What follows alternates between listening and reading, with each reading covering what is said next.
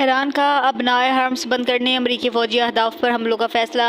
अमरीका जंग में अपने नुकसान के लिए दाखिल हो गया। अमरीका को पहुंचने वाला नुकसान ईरान से कहीं ज़्यादा होगा। ईरानी सुप्रीम लीडर ईरानी मीडिया के मुताबिक पास ईरानी इनकलाब ने कहा कि अमरीका थोड़ा इंतजार करे, वो जल्द ही इन हमलों की सज़ा भुगतेगा।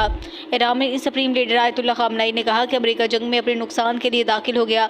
अमरीका को पहुँचने वाला नुकसान ईरान से कहीं ज़्यादा होगा। अमरीका थोड़ा इंतजार करे, वो इन हमलों की सज़ा ज़रूर भुगतेगा। ईरान के सदर मसूद पज़ेश्कियान ने कहा कि ईरान का जौहरी प्रोग्राम मुकम्मल तौर पर पुरअमन मकासद और अवामी फलाह के लिए है।